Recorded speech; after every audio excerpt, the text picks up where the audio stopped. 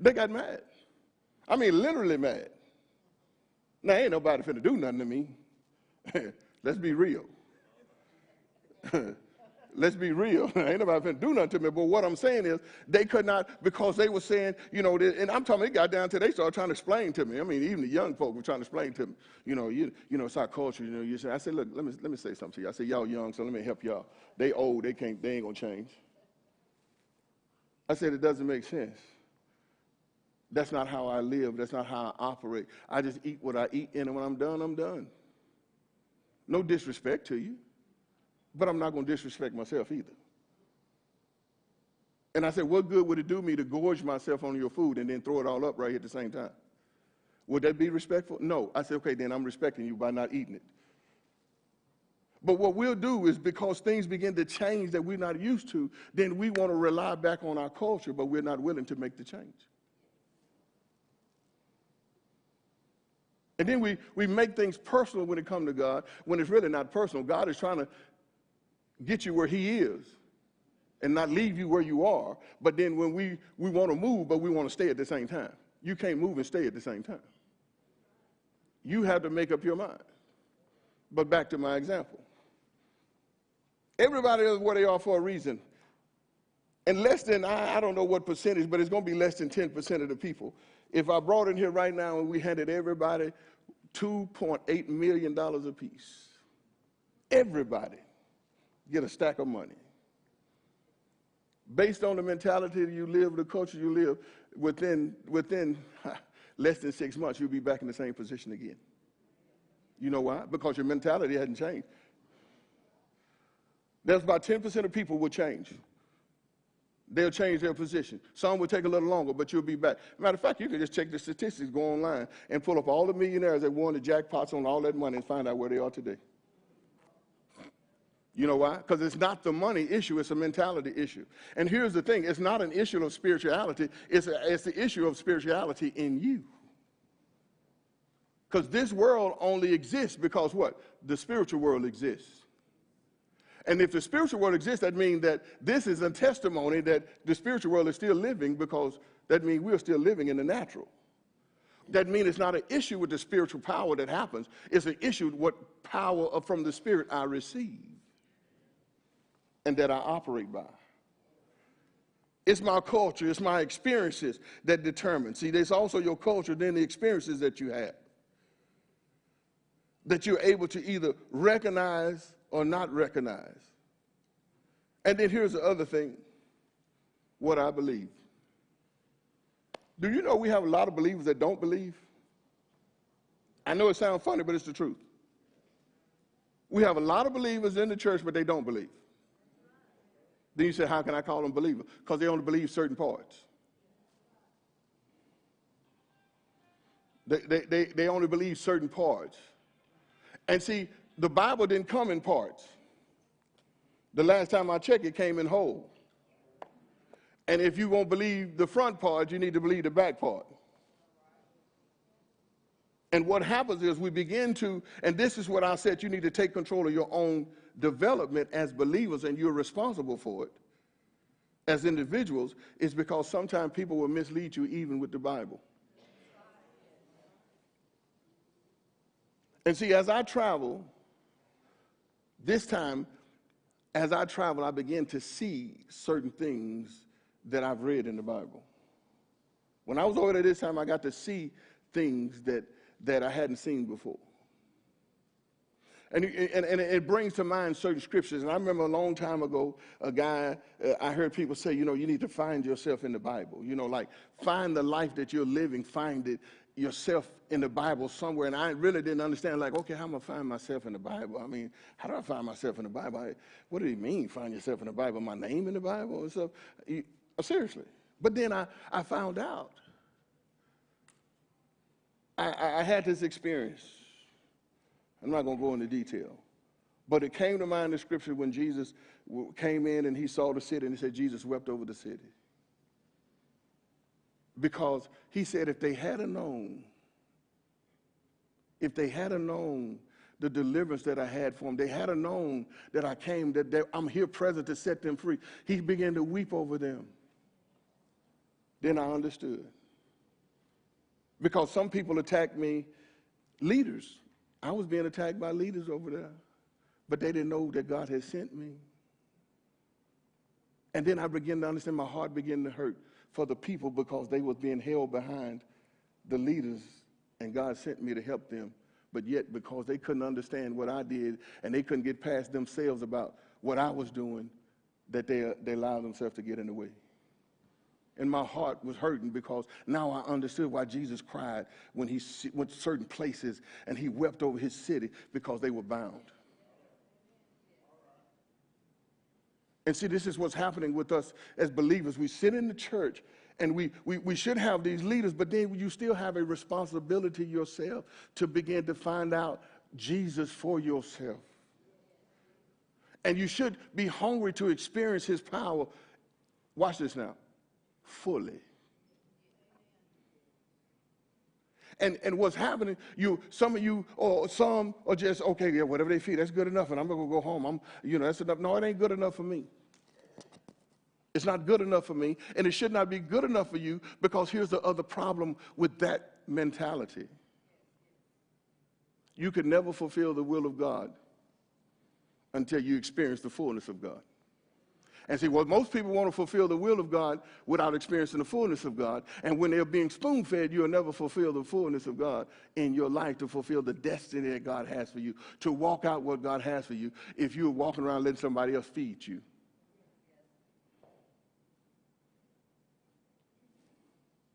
And see, I want to wake up individual believers and get us in our responsibilities, because there's a development that you can have. And here's the thing, I'll give you another example of it. I was going to high school. I played high school football, all sports. I played for almost 12 years. From the time I was second grade all the way up through high school and everything, I was playing sports. And now you know the difference in football today and football back in the day. Now, well, football back in the day was real. This stuff here now is different stuff. Yeah, you can't hit nobody, can't touch nobody, they start crying. You know what I'm saying? If you hit this person, you get a penalty. You hit this guy, you get kicked out of the game. Okay, well, see, that's a whole different, that ain't football. That's like, I call it just like touch ball. No, back in the day when we played, we try to knock you into the bleachers. We hit you so hard, try to knock your brains out, and they're just like, there's brains is, pick them up. But here's the deal, reason I'm bringing this up. Well, back in also, the new technology coming forward, and the new techniques they learn is all this weightlifting, this stretching stuff. They do all this stuff for you. When we was growing up, we didn't have all of that. But see, then I was like, well, my coach didn't. No, if it had been on me, if I'd have did a little bit more studying on myself, did a little bit more thinking for myself, I would have developed myself in these areas of weightlifting, development, stretching, because the information is out there. It's just that I was being like, some people just come in like, well, just feed me. Whatever they feed me today, I'm good. I'm not going to go home and study. And then when we come up short in the destiny area of our destiny that God spoke to us about, then we want to look to someone else. No, look to yourself. Didn't it say Jesus is the author and the what? Y'all act like y'all didn't know who he is. Say it again. He's the author and the of your faith, not just my faith, it's your faith too. That means I can go to Jesus directly and talk to him about, God, I'm right here in this position. I don't want to be in this position come next year. Now, what do I need to do? That's what the rich young ruler said. He said, well, now what do I need to do? Because I've seen to bring myself to a certain point. And watch this now. He was going to the synagogues now, wasn't he?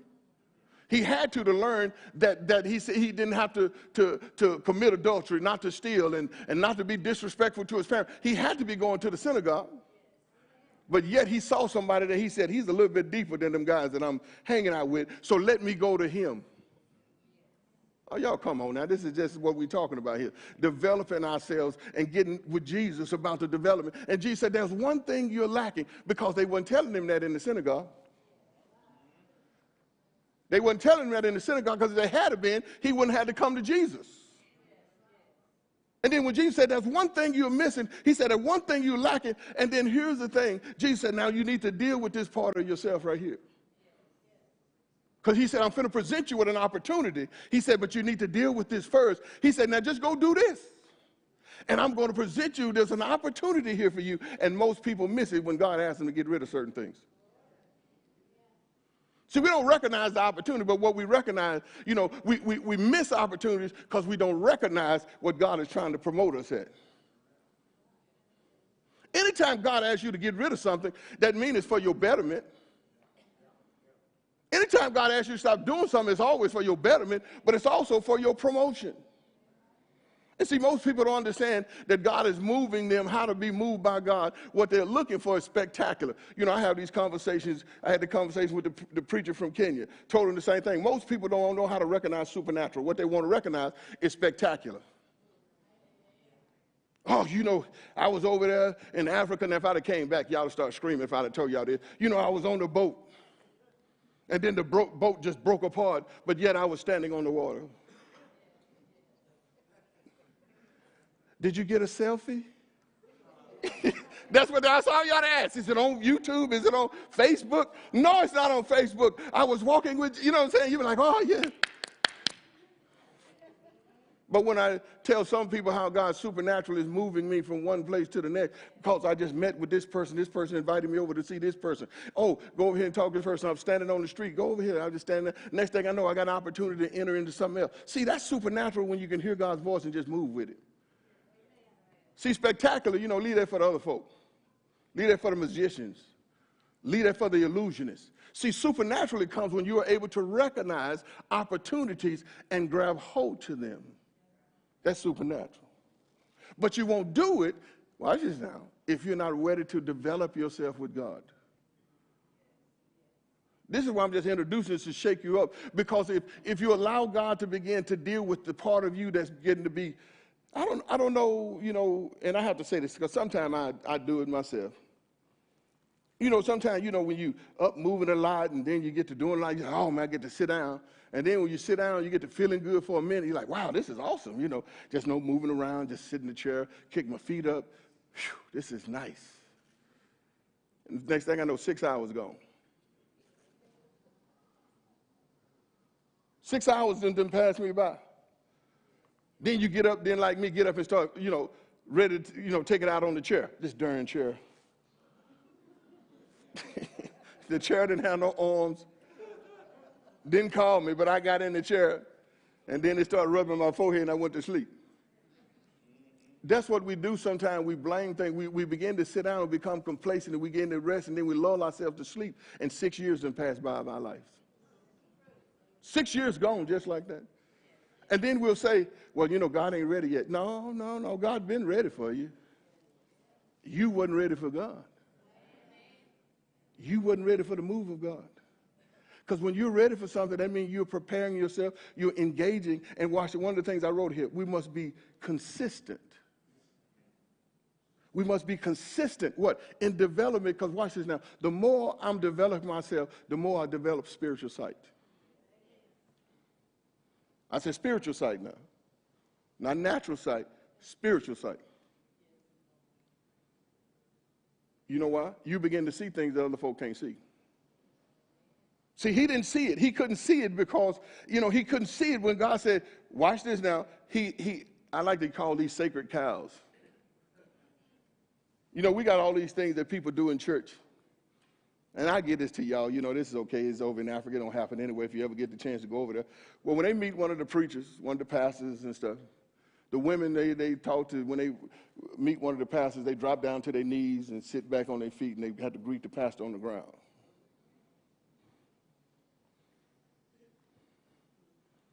See, that's one of their sacred cows. Watch this now, that's a sacred cow. And the reason I use that term sacred cow because that's things that they develop that they want to do. And now when I come along and say this ain't supposed to be happening, they don't want to hear it. You know why? Because they've been taught all their life, this is what we're supposed to do. No, that ain't what you're supposed to do. Just like Peter said over in the Acts. He said, these are not. He said, we're just men in flesh and blood just like you. You don't bow down to us. That is what the word says, right? Okay, so if they can't get past me telling them stay off the ground, and the other leadership ain't gonna get with me and tell them stay off the ground, what does that mean? They're not finna go to the next level. See, and what I'm saying is these sacred cows that we have in our life. I don't know the sacred cow you have in your life. And you know the own little sacred cows of culture and the things that you do that you like. And God is talking to you about getting rid of those things, but you don't want to get rid of them because you like them. But at the same time, you want to be promoted in his kingdom. And in his kingdom, we do not promote other things. I'm being real vague, but you know what I'm talking about. You know, because some people believe you can still date and sleep around with the person as long as you dating the one person is just them, and you saved but you ain't married, but you believe you can still do it. No, you can't. Oh, don't look at me like at a cafe at a new gate, because I know I'm telling the truth now. People do it all the time. You know, I was riding in the Uber over in Uganda. They got Ubers. They cheaper over there too. So if y'all want cheap Ubers, go over to Uganda.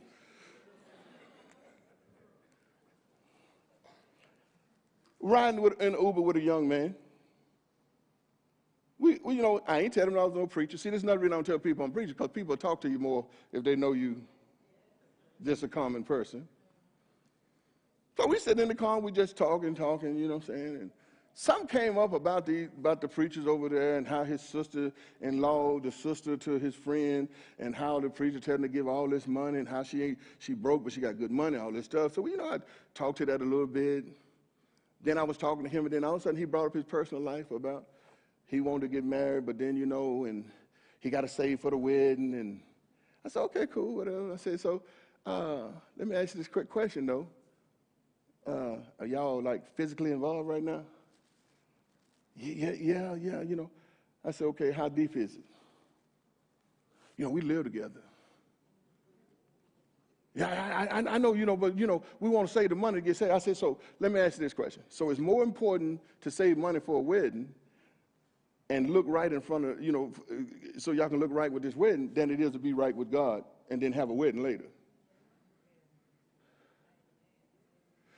See, people do it all the time. That's what I'm talking about, that stuff. All I told the young man, I said, my advice would be to you. I said, my advice to you, and if I was had right to marry you in Africa, I would do it. I said, because the best thing for you to do now is go to repent to God. You're living with the woman, go get married.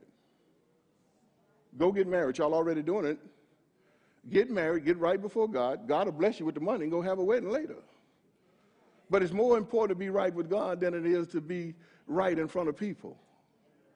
And see, one of the sacred cows sometimes with us is that we want to look right in front of people and be wrong with God, and then want God to say, you know, we'll say, you know, God, forgive me. You know, God, he always forgive me. See, now I won't play that game. Because I seen lightning hit a tree. Now, I'm not saying he's going to hit you with lightning. I'm talking about stuff can happen fast, and you don't know how to stop it. Stuff can happen fast. What he told her, he said, now sell what you have. He said, this is an issue in your life. He said, sell what you have. Now notice, he said, let me read it because most people read it wrong. Then Jesus, behold him, loved him, said unto him, one thing thou lackest, go thy way, sell whatsoever thou hast, and give to the poor. Notice he didn't say give all you have. See what he heard, give everything away? Everything. Jesus didn't say everything. He said, and give to the poor. This is what I'm talking about, that filtering of your hearing based on what you got from somebody else, because God said, and give to the poor. Then he said, now watch it. Then he said, and thou shalt have treasures. And now he's saying, even when you give it away, he said, now you finna get some more money in the bank of heaven. Then he said, take up your cross. And he said, watch it now. Come and follow me. Now, who did Jesus use that phrase with? With his what? Say it again. Somebody act like they're scared. Exactly.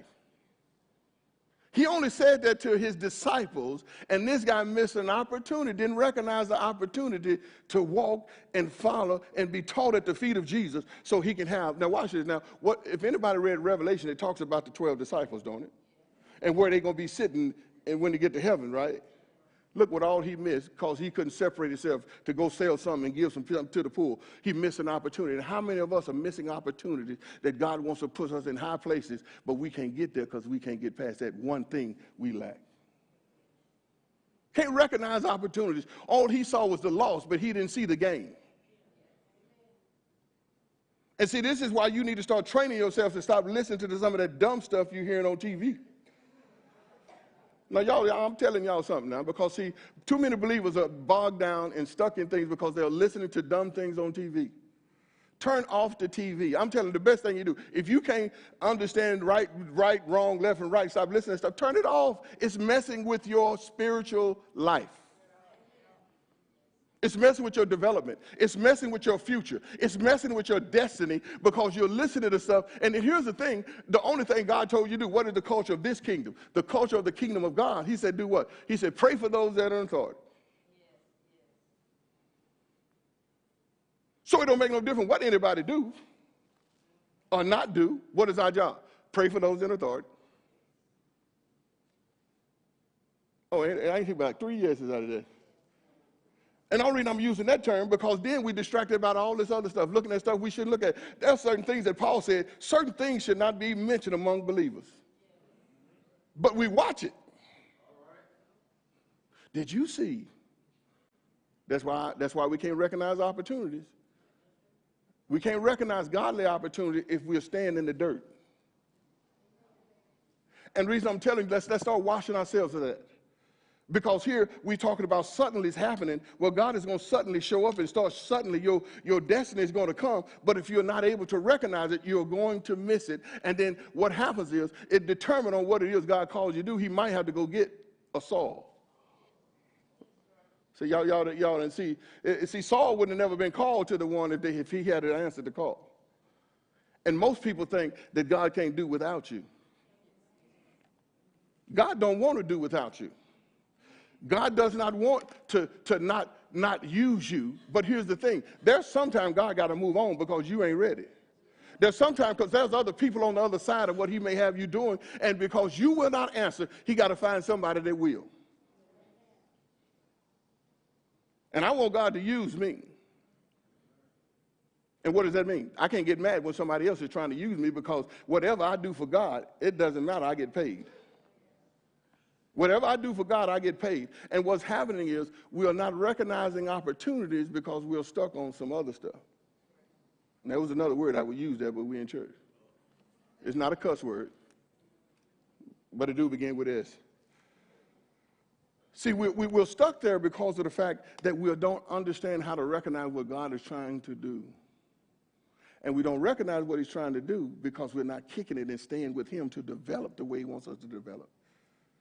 We have to develop according to him, not according to some preacher. See, when I'm ministering, I don't want nobody trying to follow exactly what I do. No, listen to what God is saying to you, but don't filter it based on what somebody else said. See, I should have got like a little bit few more amens in that. I don't want you following after me for that fact. I want you following after me to hear the word, what God is saying to you, to develop what God wants you to be and where he wants you to go. Because there's times that God may move you, but if you can't hear him, you won't move and you'll be stuck. God ain't called nobody to be at the same church for all their life. I ain't give like 3 people out there. Everybody say, this is my home church. I'm going to go back to my home church. No, you ain't got no home church. Your church is wherever God puts you. And we can't get past that mentality. We're going to be stuck. You ain't going to get to your destiny if you still talking about that church that your mama went to. The church your daddy went to. Man, that church my mama went to, I wouldn't go back there if somebody shot me, wrapped me up in a mommy thing, and they was dragging me behind the car. I'd be like, no, I'm not. Going back to that church. You know why? Because they brought you as far as they could, and that's why God said, there's one thing you lack. He moved me somewhere else. And the same thing applies to you. We got to recognize the opportunity that God has for us. Stand to your feet. I'm getting ready to go.